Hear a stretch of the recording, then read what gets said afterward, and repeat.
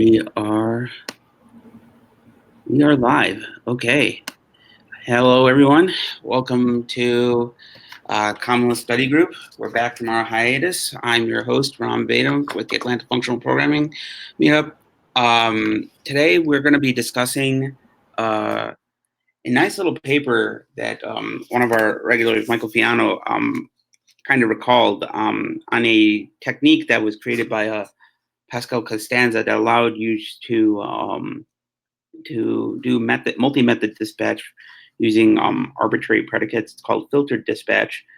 We all felt that this might be a good paper to at least get a good introduction into how we might start leveraging the meta object protocol, and in subsequent episodes and subsequent discussions, we'll start bringing that up. To start with, I think the best thing to do is to look into his example and kind of discuss like the kind of the motivations for this particular technique. So the example that that he started with is an example that we may have encountered or or introduced back in when we started talking about multi-method dispatch in general with generic functions when we talked about class. To begin with, I'm just going to go ahead and I have a Lisp REPL here. I'm going to first go ahead and hold on, let me just create a project. And while I am going to be showing you guys like that the library is available for you to use multi-method dispatch, filtered dispatch in Quick Lisp. It's called filtered functions. We're going to be going through it a little bit in today's episode. So I'm just going to set up a quick project here called AFP filtered functions tutorial, and I'm going to include, depends on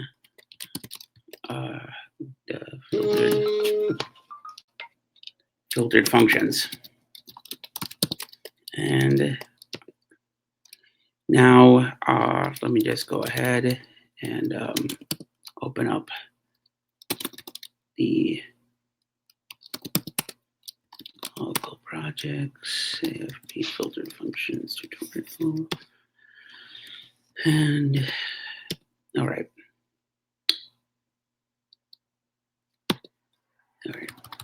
So you may have recalled that when we talked about generic functions, that the general approach of creating a generic function, I'm just going to be writing some code here for, a simple factorial function. Usually you start with the generic function and its parameters, probably write a documentation string, and like implement factorial, and you'll go ahead and create specializations of these by using def method, where you specialize the argument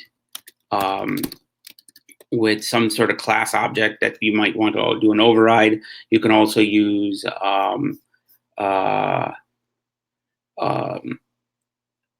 primitive types too as well, using what are called equal specializers. In here, like let's say that we're going to go and implement the factorial function, you could say that we could, for any number that you're passing in, it can do the recursive call. And you could, in the write a specializer on the specific case where n is equal to 0, where you could just return 1. Now, this is just, a simple review of this, but there are cases where, for example, that let's say that you wanted to figure out that n is negative, all right? There's no real way to actually go and ensure that, the way we currently written this, to and what currently is available in the common Lisp object system to really go in and allow you to say, okay, when n is negative, just ignore or throw an error. This kind of dispatch has been around in other object systems, but this particular piece where we're actually doing predicate dispatch, where we want to specifically check that it's part of some sort of it satisfies some sort of predicate, and it doesn't necessarily kind of exist, at least until this technique was kind of published and mentioned. So what do we do? Like, what do we ultimately want? Well, the idea that, and I'm hoping, Michael and others who are familiar with this technique can provide additional insight into this, can chime in. But my understanding of this paper was ultimately we want the ability to do something like this for specializers. So he wants to be able to go in, and he actually writes this in his paper. The goal of this library was for him to be able to say, you know what, if this is a number, we go ahead and we do our normal thing. If it was negative,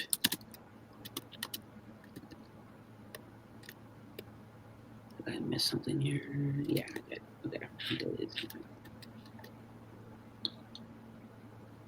Yeah, okay. If it was negative,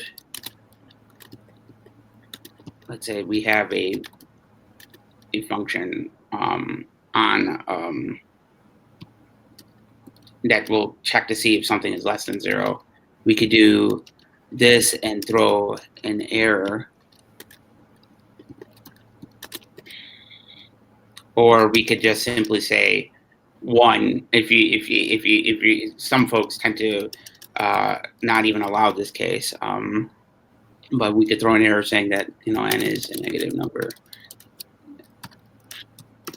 Can't compute factorial, and so on. We can then keep our specializer here of 1.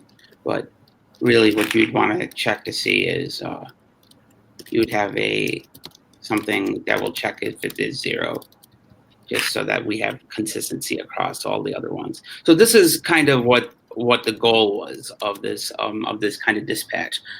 Now, one question comes into play. Well, okay, this seems pretty straightforward, but what about specificity?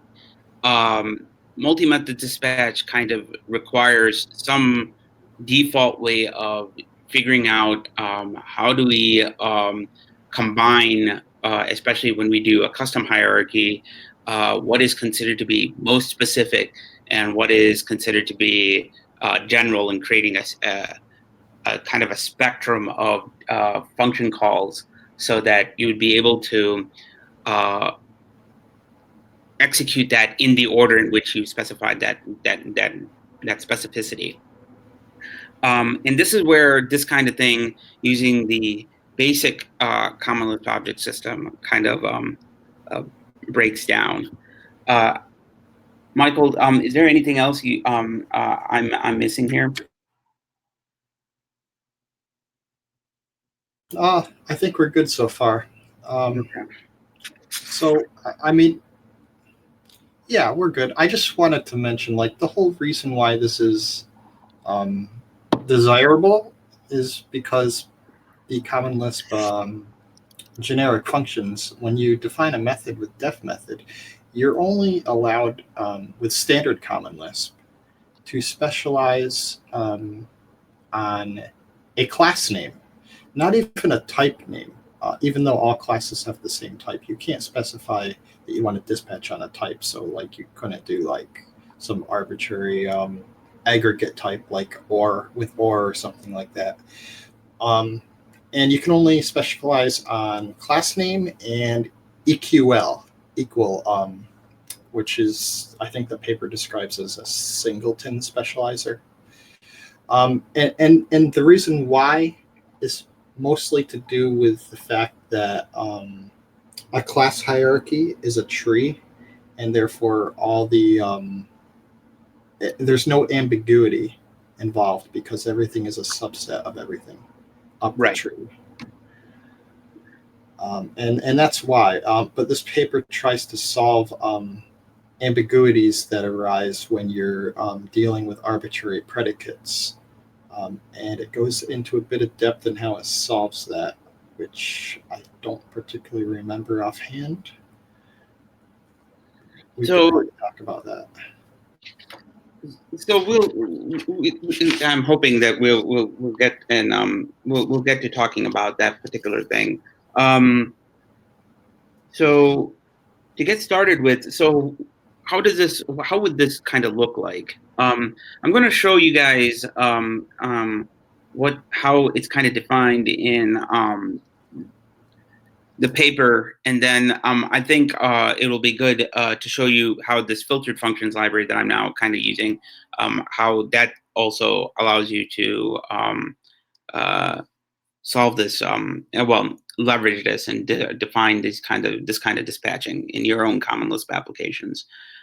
To begin with, well, at least with respect to this particular problem, we want to be able, we now kind of pose this question, okay, how do we deal with cases where we're doing negative numbers, positive numbers, and then, of course, 0.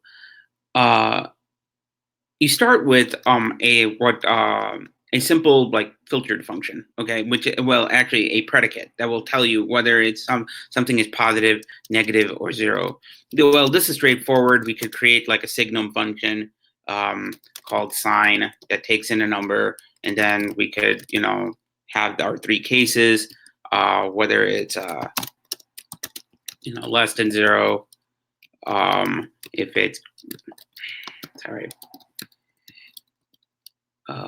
greater than 0, equal to 0, or greater than 0, accordingly. Now, this is a single function that will go ahead and handle that. So this will essentially be something that was that would be leveraged to handle all 3 cases. Positive. So now what we could do is in the vision of the paper, we could take this, the simple Lisp function and use it as our predicate to in defining a generic function, saying that this could be one of our filters. The way we do that is there is something called define filtered function. We specify the signature. Now notice this will look kind of like a def generic, and internally in the library has once as I will show later, it will create that def generic in some additional machinery to actually get this all working. In addition to specifying the type signature in there, this define filtered function will, of course, allow you to declare your filters.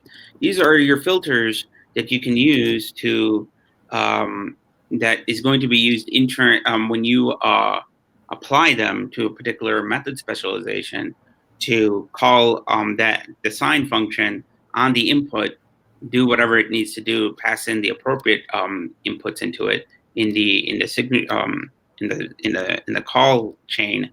And ultimately, your method will only get one of the case specializations that it needs. So we go ahead and we create a new key called sign here in this filtered chain that takes in the function sign. And what this does is it kind of registers that function to be one of the potential filtered things that can be used when you go and define your method specializers. So how do we use this kind of thing? So in when you're leveraging the filtered function dispatch like method, you would ultimately specify a def method with the filter on it. And that filter will take in this key that we just specified earlier in the defined filtered function declaration. That will tell the Common Common Lisp to go look up the function associated with that filter, execute it, and then whatever inputs that are filtered out of that, this particular function will specialize on that input. So in our case of determining whether something's positive, negative, or zero, we are now using equal specializers to actually go ahead and then implement our code. So now what you saw earlier, the fact of the predicate being type number, negative or zero, becomes just something like this, where we first determine the positive. We'll go ahead and have a negative version of this, where we throw an error, like I mentioned before. Actually, I could just copy this one here, because we're going to be throwing the same error. And then, of course, when it's 0, we just return 1. So you can see that this code here clearly tells us, that we have different cases that we can go and execute on based on what the sign function returns. But that brings up a question for folks who are used to how common Lisp method dispatch comes in, because again, with the type hierarchies, there's already a default, as Michael mentioned, a call specificity that is there due to the inheritance hierarchy that you specified when you created your subclasses. And that is where or how can we actually go and modify the dispatch mechanism so that we first call filter on the inputs prior to looking up what the specialization is and dispatching on that specialization. That's where we start talking about how this particular library is implemented. But just to know and give you kind of like a kind of taste, there is a way using the meta object protocol to go and change this particular approach and then allow you to add kind of like stages before you can actually call the method that you defined based on a custom what Michael alluded to is the custom hierarchy that you've defined in defining the particular filter function. I'm gonna stop here for just a second and ask folks that are either here or online to see if there are any questions on this, because this is kind of like the gist of where how some of this works. And I'm going to provide some applications on here too as well, but we're going to use the filtered functions library that Pascal Castan's already developed to actually illustrate some of this. But I wanted to see if engage if the concept sounds pretty straightforward for folks here.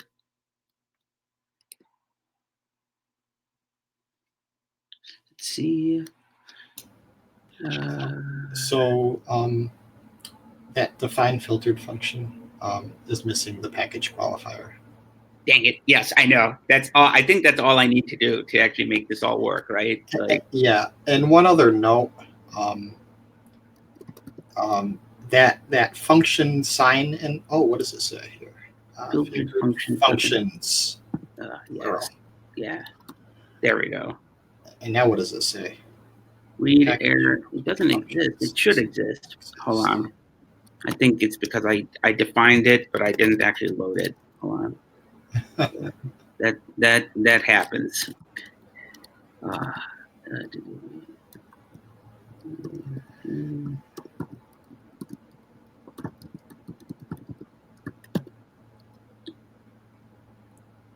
What did I miss here? Let me see.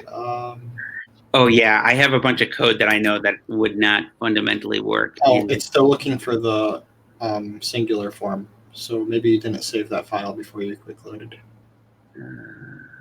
Yeah. Thought I saved it, but yeah. Okay. I loaded it and see, it should work. Source main. Hold on. There is something here that I'm missing. You know, Oh, I see. Yeah, close out of that. 8. All right. I'm guessing. So your examples above. Right here, right? Yeah, those are wrong because you can't have type P as a. Oh yeah, you're talking about these, right? That's what I thought. I was like, Yeah. Yeah. Those can just be commented. That's just explaining like what we would like, but it's not actually valid syntax. Right. And cannot change class. Oh, let me reboot my Lisp. This is. You might have some bad state. I've had similar things happen too. Yeah. Hold on. Start Lisp. Some technical difficulties. It's always there. What? Why is it saying that? Generic object violation. Hold on. And go down here. Do some debugging. Where is the call ultimately?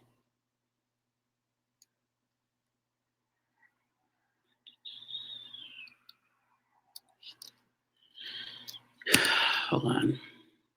Let me do this. So I believe the problem is because you have that def generic already defined. Yeah. Let me do that. Yeah, that's what it is. Okay. This is all this is unnecessary anyway, because this is just explanation code that I will go ahead and write some more clear stuff for you and post this. I will post this, folks, on the Atlanta FP GitHub for folks to want to go and look at it. But let's just go on here. Oh, sorry, I think it's SS. Yes. And this should now all be working. Yes. What is that? And it's never used. Oh, that's just a warning. Okay. Got it. But it is used. Oh, there. Okay. The error one. I could there's a way to if I just do I guess I can wrap this in a format string and use it just to get that warning, get rid of that warning. No, you would just you would put a declare ignore. I could do that. And yeah, that's the idiomatic way to handle that case. Okay. Boom. Okay.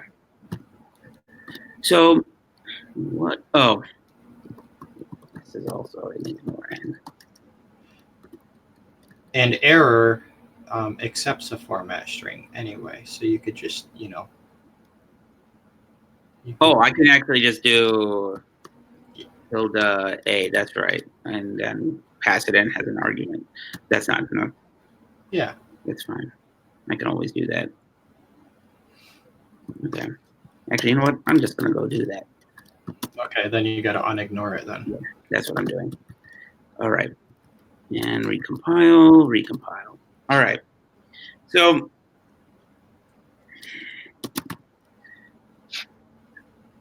for folks who are looking at this, they're like, well, factorial seems to be a pretty textbook example. Could you just write all this into a single function? This is illustrating one thing that I kind of like about this approach, which is it forces you to isolate specific sections of code that you know that it's going to be conditions, and you could test them in a very clean way because it's a single function rather than having this uber nested block of a bunch of cases that you would end up potentially writing a bunch of tests against, and you may not necessarily cover every special case. So this technique has some additional advantages other than just some of the ones we mentioned earlier. So let's see how this would kind of work. Of course, we will pass in, we could pass in a positive number. We could see that, it's behind the scenes. What's doing is again, it's calling sign first, making sure that it's aware that it's positive, and then it does do the recursive call. Keep on calling sign in the call chain for each input that it's that's being passed into factorial until it eventually hits the 0 case, where it then goes into 1, and then obviously we will be able to compute factorial this way. But it also allows us to check that we can't take in negative numbers. Of course, if we pass in 0, we'll return the third case that it will be 1. So it covers everything that you would normally want to cover in a factorial function in a single code block. But what we've done now is we isolated the 3 particular cases to illustrate how some of the dispatch mechanisms will work. But the only difference for folks who are coming from class that you will have to see is instead of using what we showed earlier, the def generic, you would define it as a filtered function, and it will go through and allow you to specify filters that you could then use on your inputs, and it will accordingly call those functions.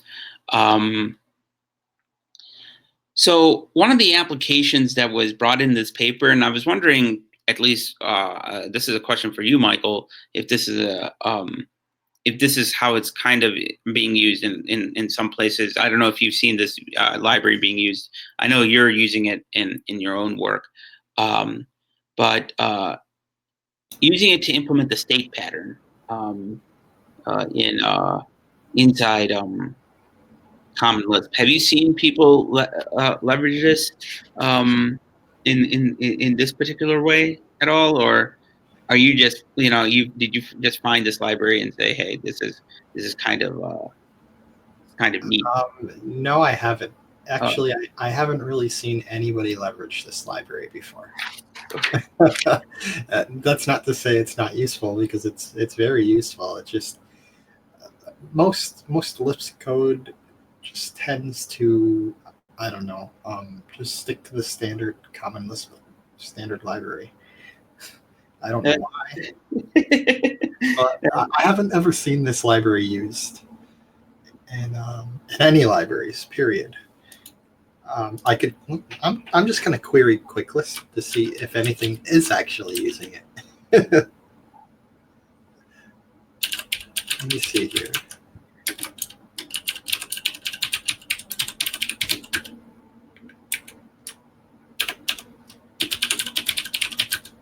So nothing in QuickLisp is using it. Wow. At all. Impressive.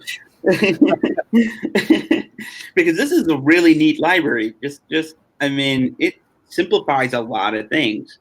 And for folks who are coming in from, say, like C++, like myself, who like generic programming, one thing I noticed, and this is I'm speculating here, I haven't actually attempted this, but it looks like it can do it. The type predicate dispatch that's already available in Common Lisp plus this library could allow you to write essentially protocol-oriented dispatch on generic functions. So what I mean by that is you could specify like in recent C++ standards concepts. You could do that in the same way by just writing a predicate on what you would consider to be a concept, which is like an interface that you want a particular type to adhere to in order for a function to be called. And then use this guy to essentially check to see if it's of this type, and if it is, it'll go ahead and run it. But then you have an option to also then do a more custom type hierarchy on those concepts, and then based on the ordering, which I will show you guys the ordering example, and that would actually allow you to then dispatch based on that particular ordering. So I brought up ordering a couple of times now, so let me explain that piece. One of the things about filtered functions, as I mentioned, is it needs to find a way to actually call your methods, your filtered functions, in the order in which you define them. All right. You need to tell essentially like what is more specific to the filtered functions dispatch system, so that it will say, you know what, apply this filter first, then apply this one, and then accordingly, so that it knows when the input comes out of that filter call chain, it knows what methods to call in the order in which it was defined in. So the example that was provided, it's a fairly simple example, is checking if a number is odd, even, or prime. Okay. So I think there is already a prime p, so I don't have to go and define it, right? No. Okay. We're going to have to do odd, even, or number, just so that I don't have to go and define number. So the example that was brought in the paper is odd, even, or prime, yeah, that example actually uses prime p but never defines it anywhere. So you have to go and implement that. So instead of doing that, I'm going to go and use a simpler one, so I don't have to do it myself. I'm going to just say whether it's odd or even, and whether it's and it's being a general number. So let's say that we have this thing called print number property, and we're defining, of course, a filtered function again, which I'm actually kind of curious. Later on, we will be doing some macro expansion just to figure out how some of this works a little bit, just to give you a taste on what's going on. But let's say that we're defining this print number property, and with the following filters. If it's a number, okay, we call when number p on the input, we just return true. Odd, when odd p on the number, we return true, and when it's even.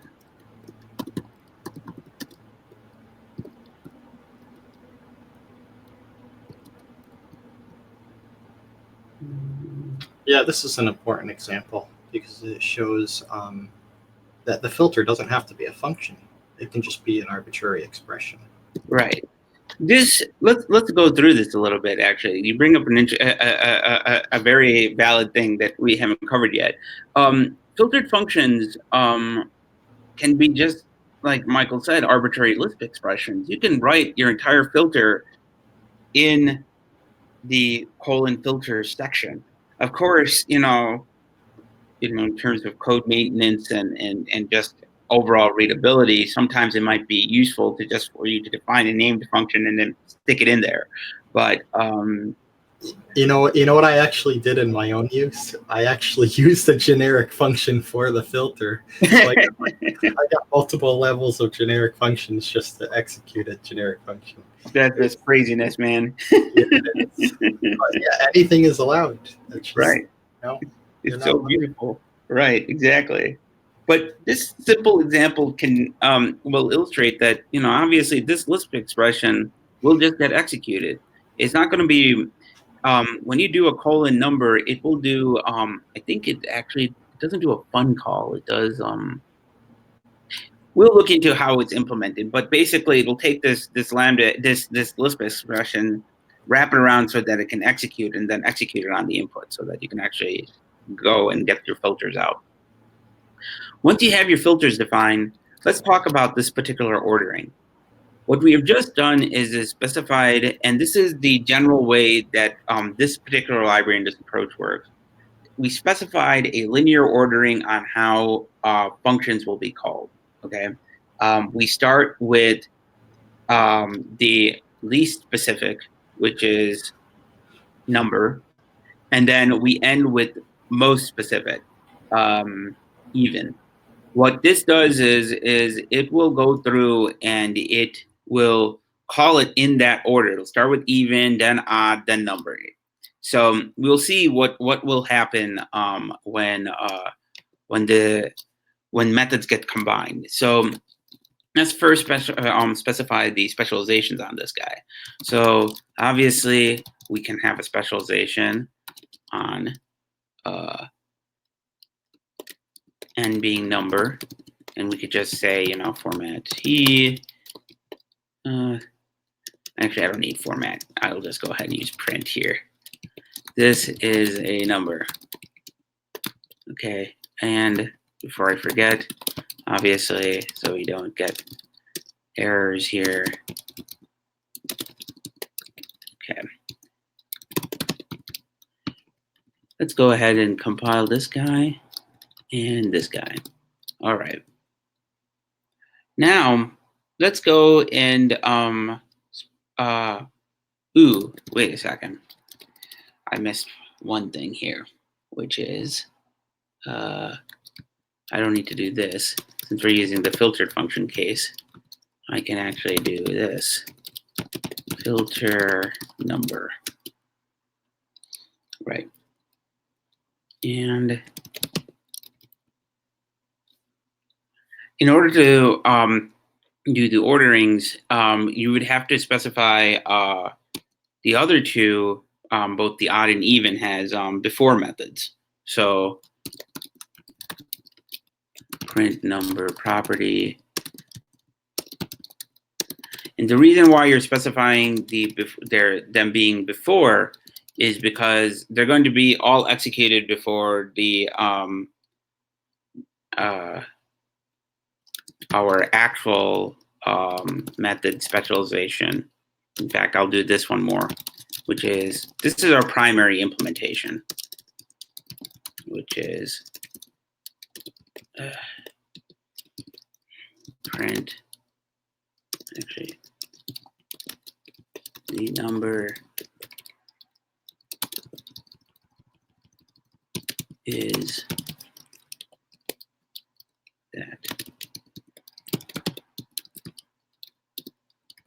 Okay, so we now have this guy. Each of the filter methods will be called before we actually print out the number.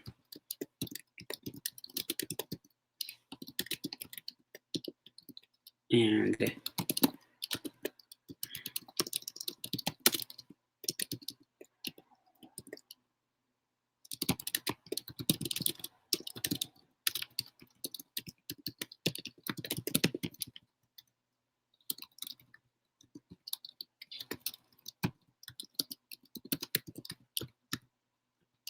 okay, so this is our primary method that will get called. And these before methods are all going to be called in the order in which we specified the order that the filter should be applied. So let's go ahead and compile all these and show you some code. How does this look? And then let's start with the most specific case, an even number. You'll see that this is an even number, this is a number, and it, for some reason, what? It should have actually called. Yeah, you should change your first def method to specialize on the class number. Okay, got it. You're talking about this one, right? Yeah, Okay. just wrap that in, yeah, and then do number.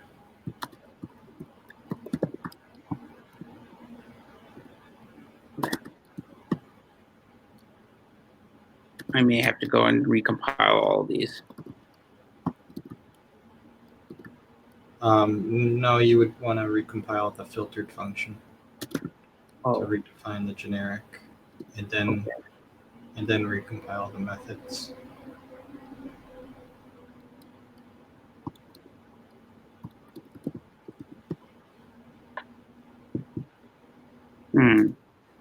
that should have worked. Take a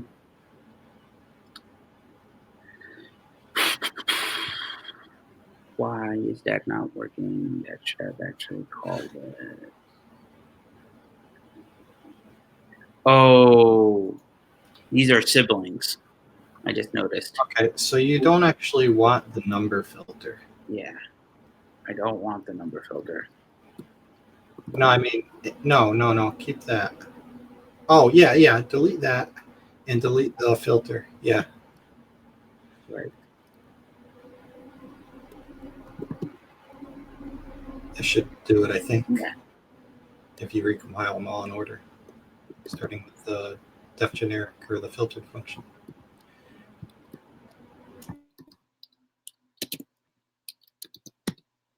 There it is.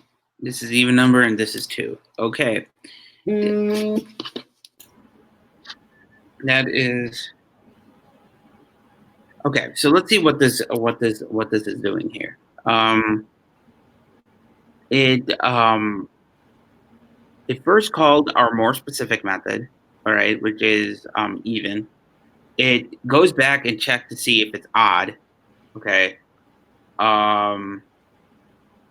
And then obviously that fails, and then it'll call our number property.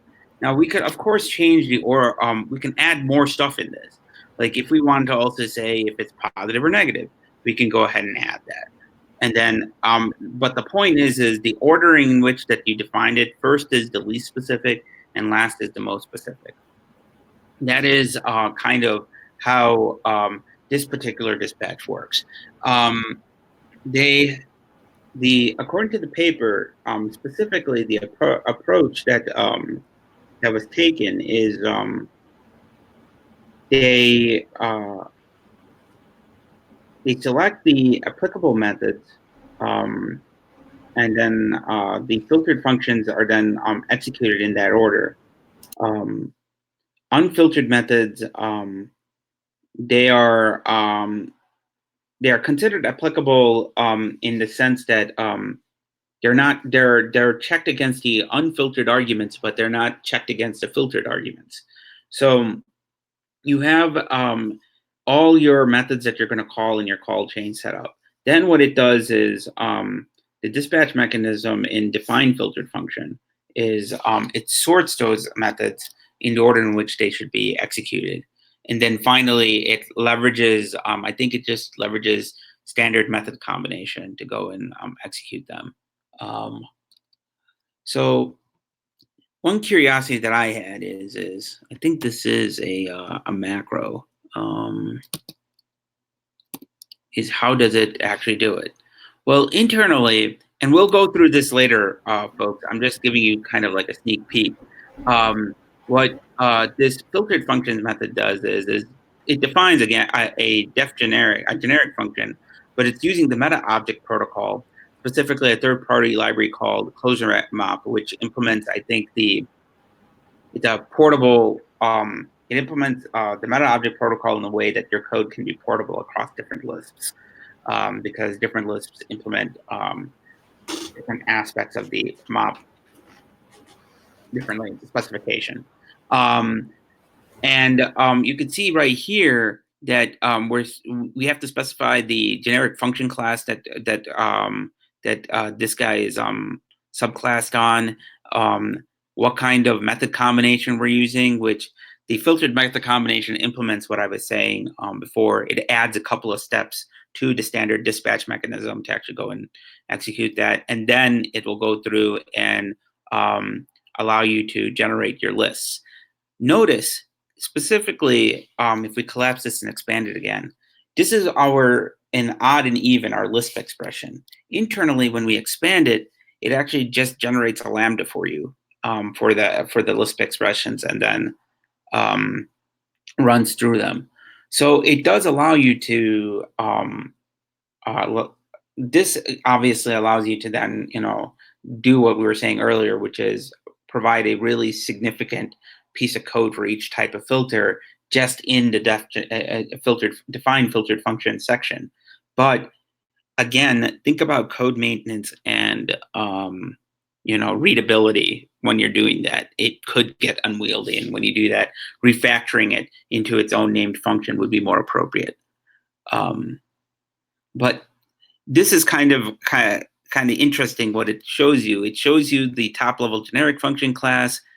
You could specify what kind of method combination rules you want to do. That means how do you call your methods in your call chain, and it allows you to subclass methods differently. This is kind of the beauty of this the meta object protocol in general, and this application of it really shows off what you can do with it. So are there questions? Let me check Mattermost just to see if folks are writing stuff on Mattermost. And nope. Okay. And is there anybody watching our stream right now? And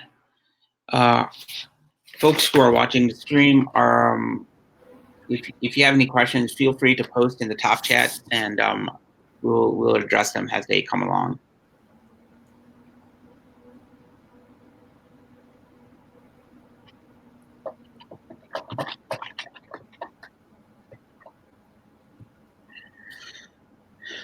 All right. So, like I said, this dispatch mechanism was just kind of like a hint at how you can leverage the meta object protocol. But we also wanted to show off this pretty cool library because, again, it gives you the ability to change your dispatch mechanism on arbitrary types and predicates pretty easily. Now, for folks who are asking about thinking about some of the performance implications, I haven't had a chance to actually go do a thorough analysis of the performance on this, but I would fairly assume, given the level at which it's doing its definition, it should be as performant as using standard class mechanisms. But that's just speculation. I can't really say for sure.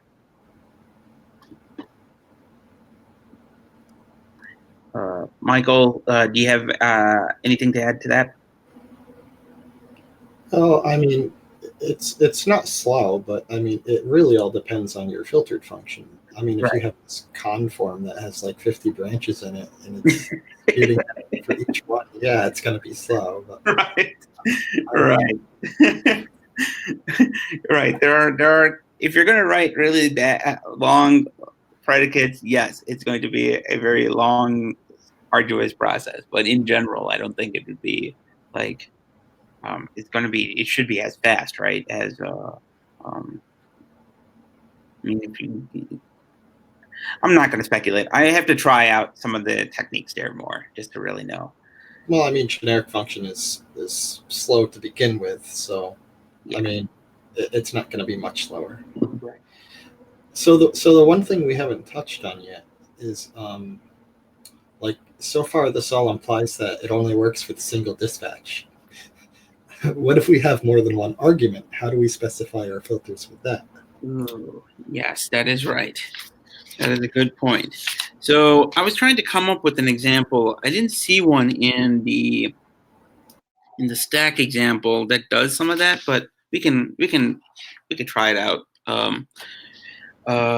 Let's see. You know what? Let me go ahead and implement the stack. We could change it up a little bit and do different things on it. Let's say that we're not making a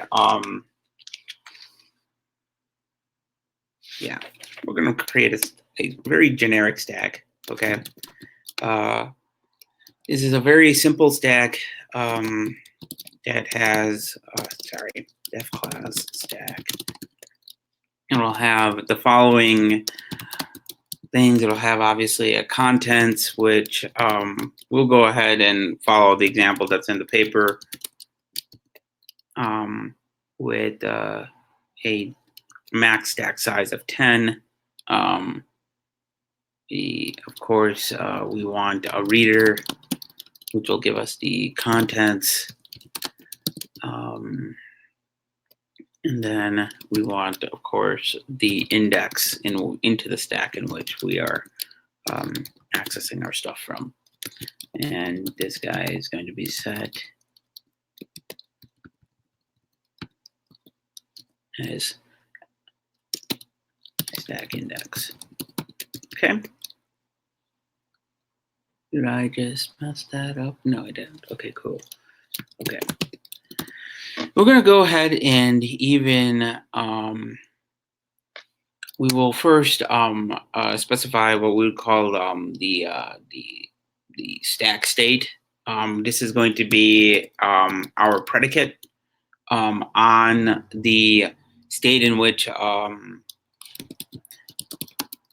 we will specialize on for the push and pop operations for the stack. This guy will take in, we'll check to see if it's less than or equal to our stack index.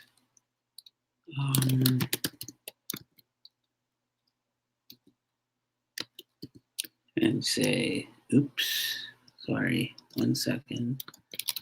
I just did.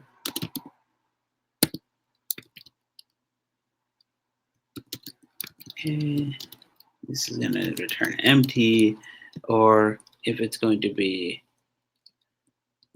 greater than or equal to this, the stack size, length of the contents of the stack. That's going to make it full.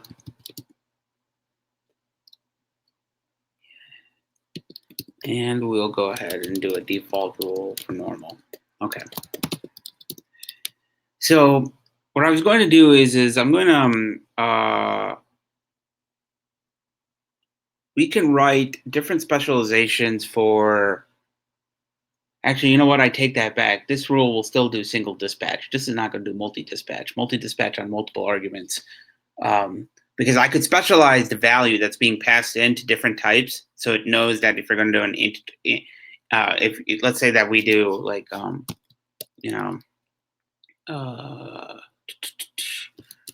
filtered functions,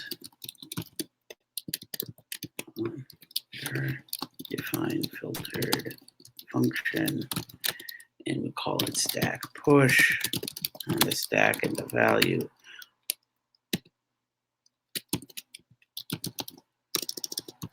Our filters here could be the state, which we'll call function stack state.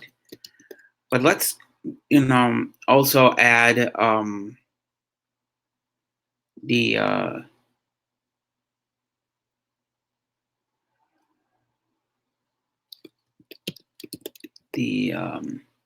we can add our number stuff too here to check that we're doing positive or negative, right?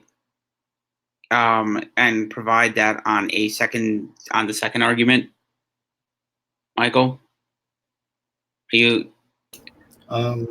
So what I'm trying to do is basically specialize on the second argument of the interface and say, hey, we're doing multi-method dispatch, and the filter functions can be applied to the second argument, not necessarily the first one. Okay, so the way that's done is you wrap it in a list.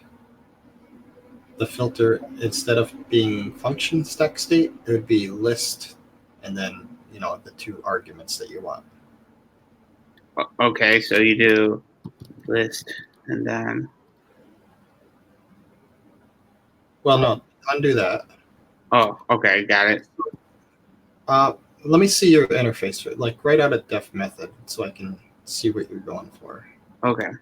Here is the def method that I was looking for. Doing, like, let's say a stack push. And we are checking the filter on number. Okay. Let's say that it's going to be a number. And we are passing in the stack that we're going in, and the value is going to be equal, like, a positive number. Okay, so we're only allowing positive numbers on this stack. Okay, so I'm doing a specializer on the second argument you see here, right? Not the first. Not the first. Okay, so in your filters there, wrap. Wait, where does stack state come in? Oh, that's the stack argument. Yeah. Okay, so wrap. Actually, just change function stack state to sharp sign quote stack state. That just, that probably makes it easier to read. That way it's not a nested list, because we're gonna introduce a list here. Okay. So wrap that sharp sign quote stack state in a list. Okay. And just actually type out list. So the first, it's actually going to be like you're making a list. Yep. Okay. The second argument. It could be a lambda, I guess. I could do this and say when. Actually, I'm going to write this out. I'm going to use. I have sign defined earlier here, don't I? Yeah, I do. Nice. Okay.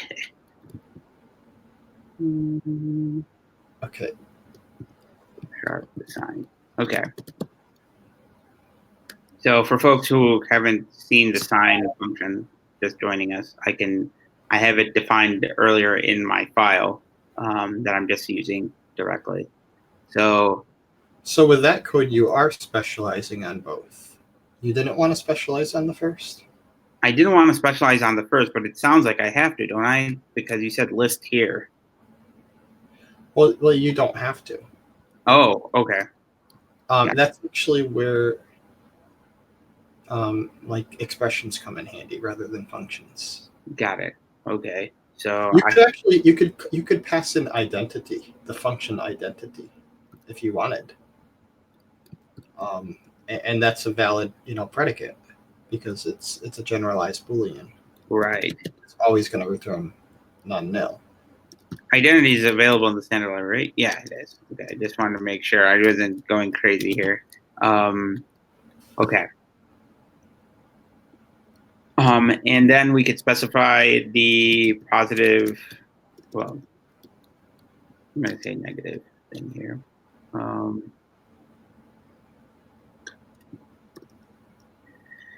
I should just say number, so that way it's easier. And do list, identity, I guess, and then do sign here, like that, right? Well, you kind of always want the stack state, don't you? Because that's true. If you called your method with a number as the first argument, then it would pass. And right. No, we want to do stack state all the time. That's right. Yeah. So what is the state filter that you have to find there? What is that supposed to do?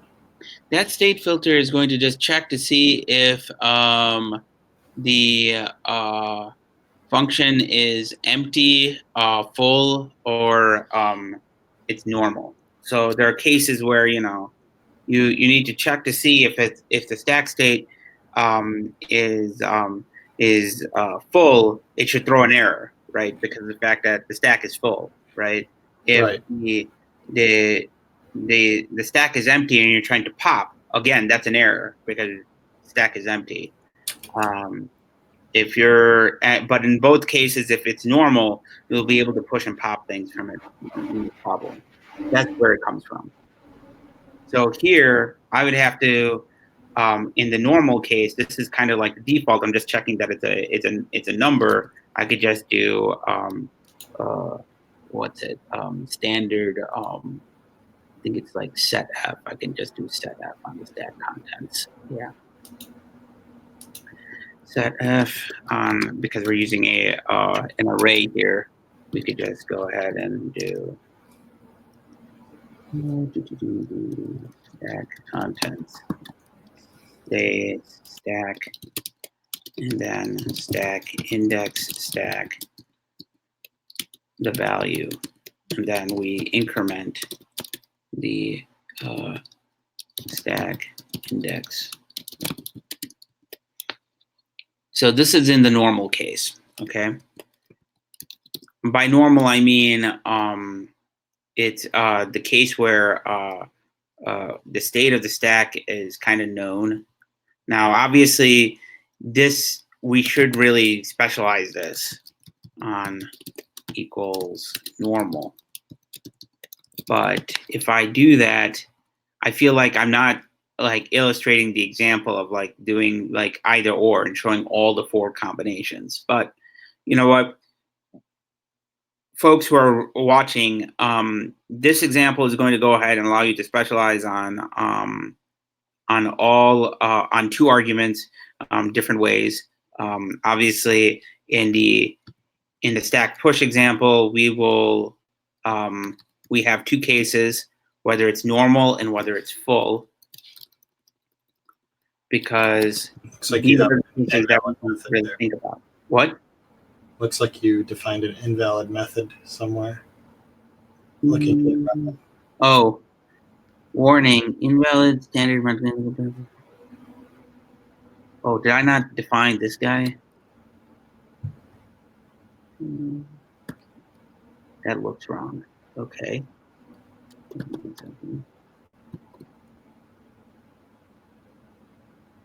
Change class objects into generic function objects. What is this going on here? we had that before. That probably means you have a method without a filter that implicitly created a regular def generic. Okay. Maybe. Maybe. That's how we got that error before. Because you can't convert a regular def generic into a filtered function def generic. Basically, your image is kind of screwed up at that point. And yeah. Hold on. I'm going to have to restart it. Restart the image, yeah. That's fine. Let me make sure I don't have any garbage stuff in here. Okay. Yeah. So I'm not sure how that came to be. Weird. Okay. I mean, it's working now, so that's all that matters. So this is a contrived example, but when let's say we're specializing on just positive integers, just for the sake of example. Obviously, when I do this, actually, I don't need to do this. I could just go ahead and yank this guy out and say empty, and then throw an error. Sorry, I meant full. Throw an error saying stack is full. Okay. And declare ignore stack and value.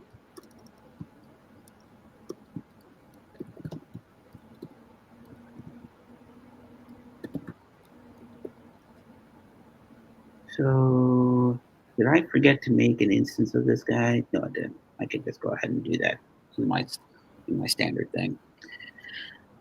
So let me go ahead and show you guys also the equivalent of this. This is going to be again in for pop. So in our interface. And pop. Okay. And in the pop case, we have 2 different cases, whether it's normal. Normal means that we haven't actually emptied out the stack. and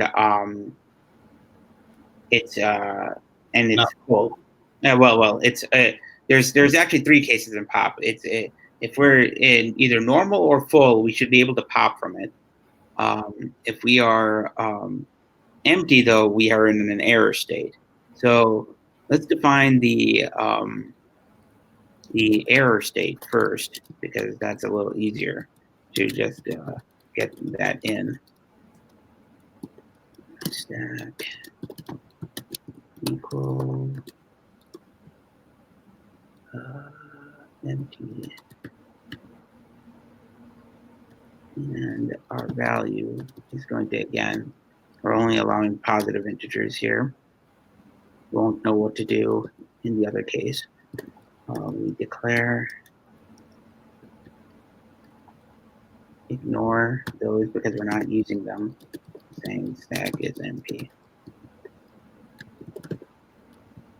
And by the way, I just realized that I did something stupid here.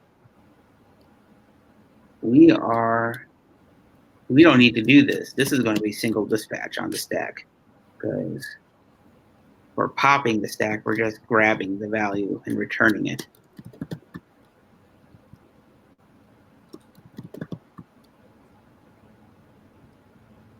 You're also not using the state filter anywhere.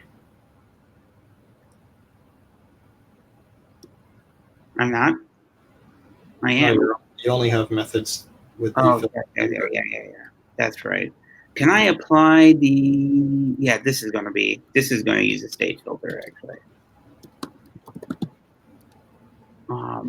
But the value, it needs the value in order for me to apply it.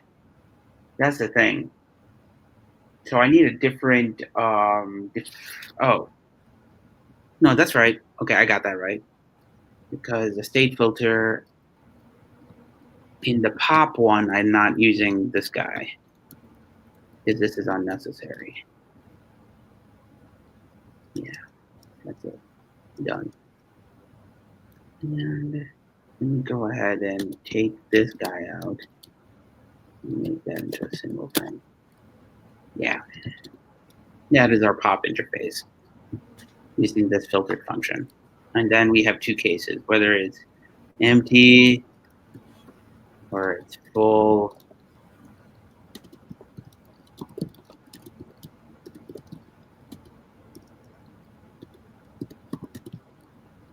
Full. In this case, it's going to be what? Hold on, something's going on here.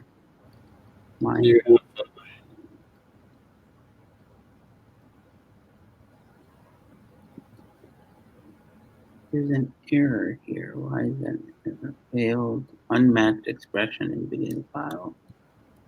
Did I mess something up? That's why. I copied and pasted, but I didn't move the I didn't slurp the expression in. That's why. Yeah. And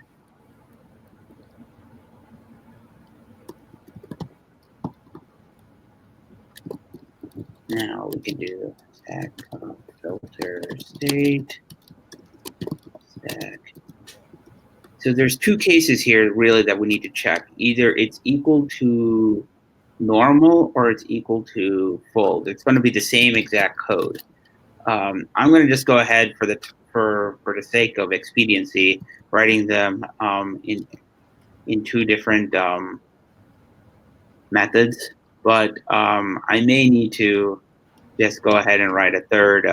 Like, I have to figure out how to actually allow me to specify two different predicates there. I may have to create a function to do that and then apply that. But that's fine. We will return.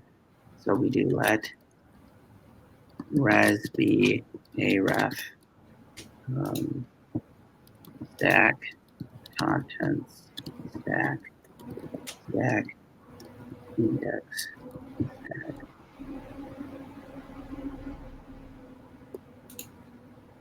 And we decrement the stack index and we return our stack.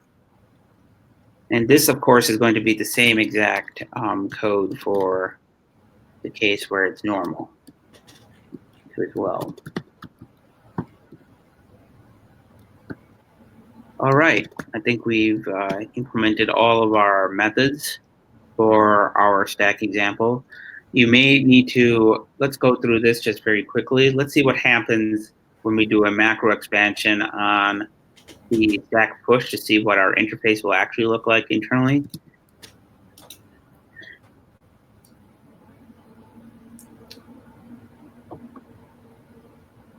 So it's going to do a, it's going to grab that information and then just return a list of the functions that needs to be applied. Okay. And it's again inside its own lambda value. Got it. Let's see how this all works. Let's create a dummy stack. Make instance stack. Okay. Go ahead and set our to that. So now we have our stack, of course. We could go ahead and do a stack push on the stack with positive numbers, and we get our first error. What is it complaining about? There are no applicable method for the generic function with arguments stack and 1. Well, of course there is, because I did define that, did I not?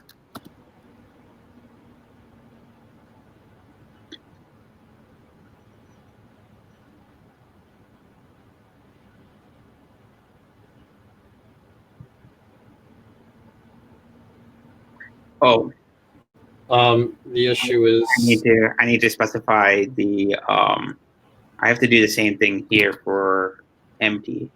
right.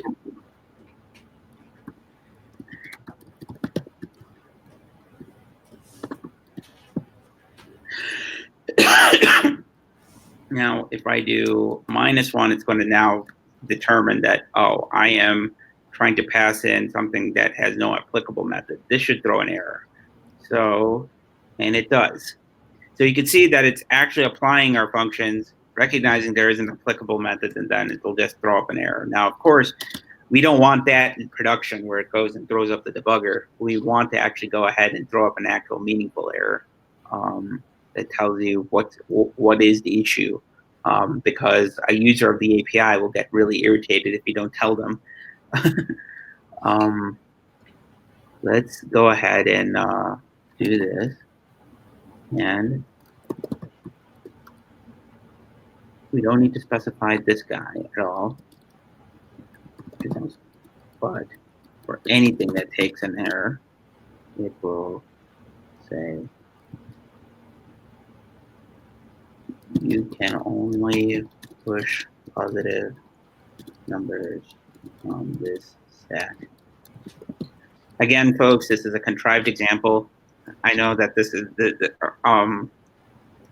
nobody will ever use this kind of stack, but I wanted to show you how the dispatch mechanism kind of works. And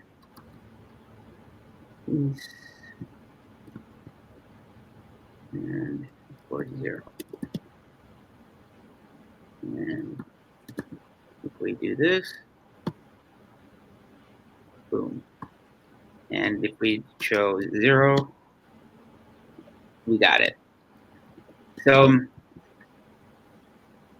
for folks who are just joining in on us, this is an example on how you would end up doing kind of multi-method, like dispatch on multiple arguments.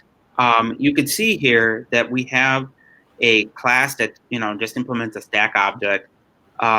We defined a predicate to check the state of the stack depending upon whether or not we filled it up based on the size that we expected to, and so forth. And then we went ahead and defined our interface. This is the stack interface now using filtered methods.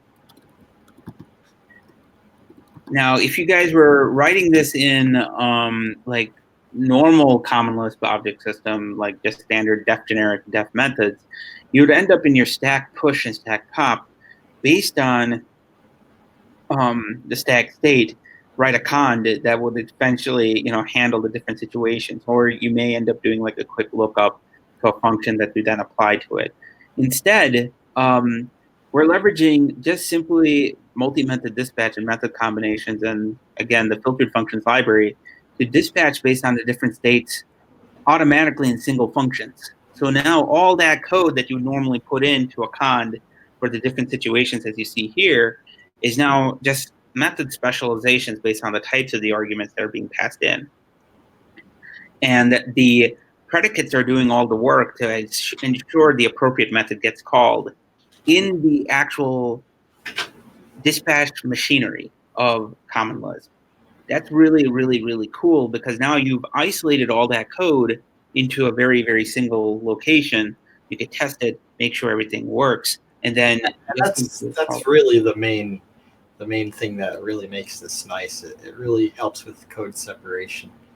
And one point to emphasize, if it wasn't already obvious by our examples, is like say that line that he's on right now, the stack push method that he's on. If you look at the method signature there, where it says stack equal to empty and value equal to pass, those aren't actually the values that are received in the body of that method. That is just used for dispatching. Stack is still the stack state object, so you can, you have access to that stack state object. It's not equal to the symbol empty. And value is not equal to the symbol pause. It's actually the value, the number that he passed in. Those equal predicates right there are just to help out with the dispatching. It's just a signature that's being used to look up the appropriate method to call, and the code is still the same. You're still getting the actual arguments of the function. So folks who are looking at this and say, well, this is really weird. You have to think about how even dispatching works in the normal standard method combination approach. You are specializing on the type, but the value that's being passed into the function is always the same. This signature is only for that mechanism, that dispatch mechanism, as Michael pointed out. And it makes the code clearer as to what exactly you are dispatching to once you understand what this mechanism is doing. But this really gives you some options on how you do your code and do proper separations of concerns. And the beauty of it is it's all built into the machinery, right? This is just an extension of what's already there using the meta object protocol. And it allowed you to create a brand new dispatch mechanism. In coming weeks, of course, we will be talking about the meta object protocol in more detail. We will be actually looking into the closure map library just because I don't think there is another library that has portable has closure map, but folks who are aware of that, put comments on. No, that's pretty much the de facto standard closure map. Yeah, it was actually written by the same author as the filtered functions paper in the filtered functions library. Was it you that you mentioned that this kind of method dispatch is what's used in Clojure, or someone was mentioning that it was? Well, Clojure allows you to define methods with an arbitrary dispatching function. So this is sort of like that. Clojure's a little bit more flexible because it supports hierarchies. Okay. I think a little bit more work would have to go into it to be equivalent with Clojure, but it's pretty much almost equivalent. You could do anything. You could dispatch on any predicate right now. So yeah, so it's powerful. Yeah, there's a lot of features here that could be added into it. I'm always wondering. I kind of err on like what in what case do we need it in rather than like here I could totally see where it's useful. Like it's this particular approach, like I mentioned, could allow you to write real generic functions, and have a generic hierarchy based on the types that being passed in. With the normal common Lisp object system, unless you were using classes, it was outside of equal specializers, there wasn't any real way for you to actually go in and say, hey, if it's of this like protocol or this type, go ahead and dispatch it on this. So this gives you that capability. I think this opens up a lot of doors for creativity, but obviously we want to explore the machinery a little bit more. But that's for another time. That's something that I think folks would be very interested in, and we'll be able to have more time to actually explore the meta object protocol as we go through this. Are there questions? It's a little bit more powerful than Clojure, because Clojure's multi-methods only support single selector functions. Really? So but at the same time, Clojure's multi-methods allow you to set alternate hierarchies for your multi-methods. So I mean, it's more powerful, but it isn't. They overlap a little bit. Yeah, well, it's always more powerful in one area. Every library has that, right? It's more it's great in one area, may not have everything, but it's good enough for the majority of the use cases, right? Or what folks could start with. It's a good starting point for folks to do stuff. But yeah. Michael Gargano, do you have any questions? Questions from folks who are online?